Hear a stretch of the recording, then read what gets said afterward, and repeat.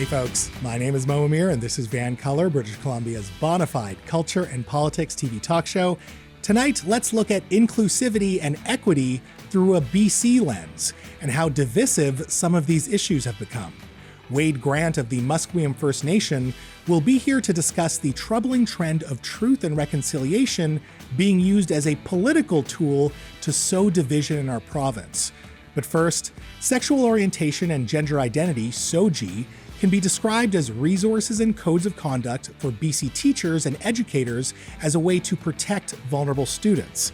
And while it was introduced in 2016, there seems to be a loud backlash against it now, 8 years later.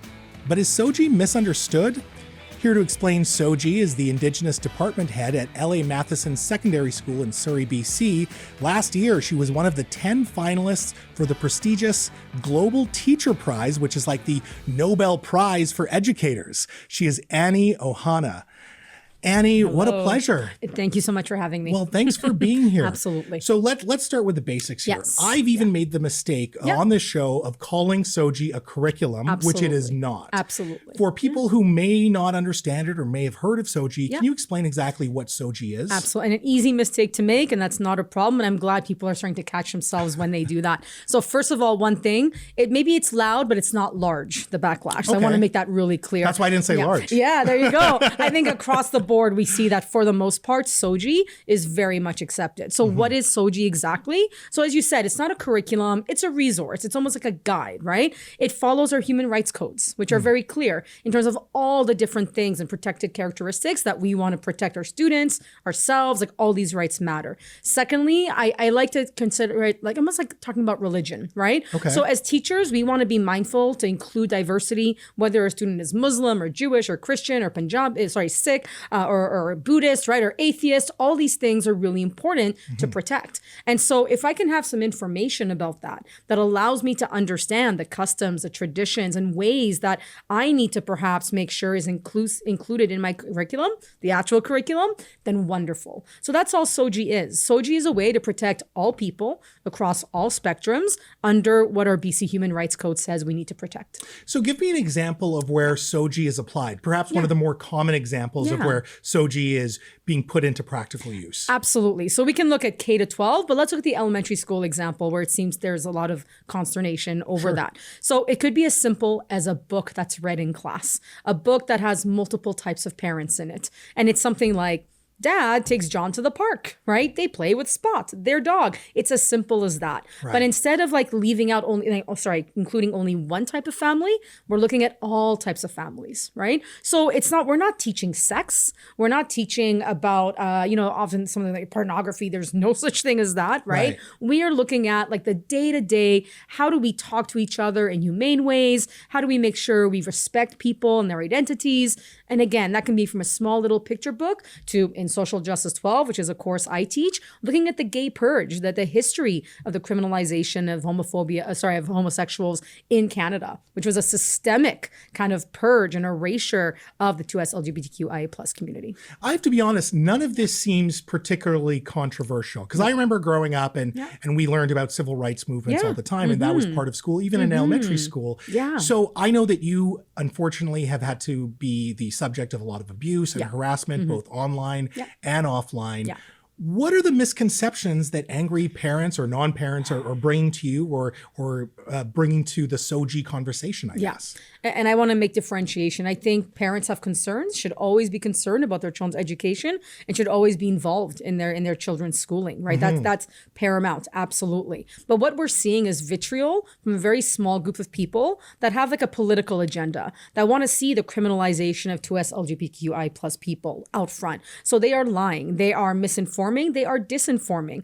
And for teachers like me to be called pedophiles, to be called groomers, to get death threats, anti-Semitic, Islamophobic, racist attacks, because it covers the whole plethora. There's even the anti-vax crowd, anti-science crowd in there. Right. So mix that all together, And that's what teachers are facing. So I'm only one. There are many others. And you will see human rights claims coming forward against some of these individuals because they are openly lying, they're defaming, and they're actually committing slander and libel against our education system. And most importantly, in some of the protests people are seeing, the active bullying of staff, of students, right at our doorstep. Right. And that is simply unacceptable. I mean, that sounds like a safety concern to me. Absolutely. Certainly if death threats Yes. are involved. When it comes to, let's say, actual parents who may have concerns, maybe they hear things or they see things online that are being amplified. Yeah. What are their most common complaints that are misconceptions of SOGI then? So number one, that somehow kids are getting gender affirming care at a very young age, which is simply inappropriate.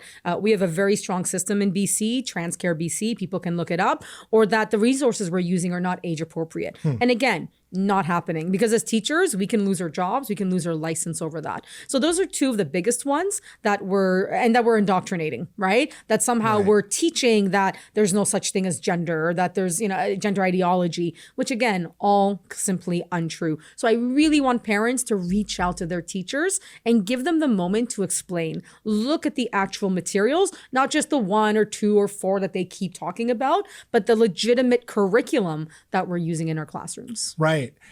I've heard that, or I've seen that online in terms of you're indoctrinating the kids. What do you say to parents that say that, or that are very firm that, you're teaching our kids that this lifestyle, that they should adopt this lifestyle that they have issues with? Yeah.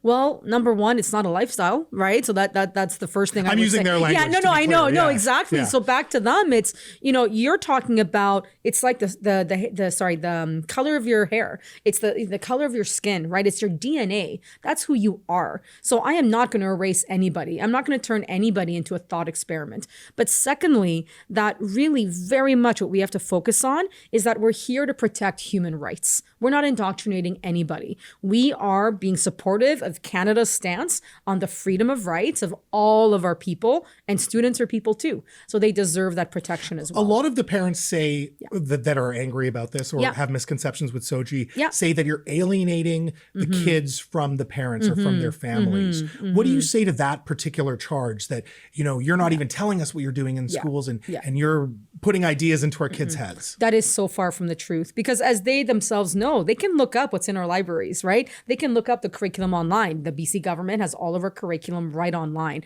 And again, there can be investigations as well when things go astray, right? In the examples that there are. So I would say that no, in fact, we're not ostracizing parents from their own students. It's from children. We want them to be involved. Every single day, every single moment, absolutely. However, we have to remain clear that we have students that don't go home to safe families. Unfortunately, that, we have still examples of conversion therapy. We still have examples of kids coming to school with bruising, right? Or self-harm, where they don't feel they can talk to their parents. Our hope is to actually start that conversation, which I've had many times with students where I go, how can we bring this to your parents, right? What's a way to bring this so that we can all be in this conversation? But just like if a student is abused at home, we have to report that. We have a duty to report, legally speaking. So we're not trying to change kids. We're not trying to tell them what to be or what not to be. We are simply trying to engage them as the human beings they are and hopefully have that full family support. And so what I'm hearing is, in the only circumstance where there would be a disconnect from the child and their parents would be when the household is somewhat unsafe, right? When authorities have to get involved or there's issues of abuse, right? Absolutely. And in a world where we see the abuse of children, the exploitation, the sextortion of children, we've lost 2 young teens not too long ago in the past year in Surrey and Delta, that we have to believe our children. We have to believe them if they don't feel comfortable, if there's an unsafe measure. So I think that only adds to the equation of looking at it like, how do we make families stronger? How can we give them resources? SOGI 123 is a resource for parents as much as it is for schools, right? To really educate themselves. And in the times where there's a misunderstanding, where there's a conflict in terms of tradition and faith, etc., that's okay. But our human rights, our charter rights do stand above any and all of our own kind of freedom of expression, freedom of religion, right? That's the reality. There are reasonable limits within the first section that say, like there's a limit to that. So that's all we're doing here. And never, ever are we going to hurt children. Are we going to touch children? Are we going to give them materials that are inappropriate? Well, Annie, I think you put it very eloquently. And I hope that, if these issues do trigger parents or create concerns, that they do talk to their teachers. Absolutely. So I appreciate this and I appreciate your time tonight. Absolutely. And we always want our parents to be involved in the education system. Annie, thank you so much. Thank you so much. Folks, that was the globally celebrated educator from Surrey, BC, Annie Ohana. Now, after some business, issues related to truth and reconciliation seem to be driving further division within BC politics. What's happening? Let's talk about it up next.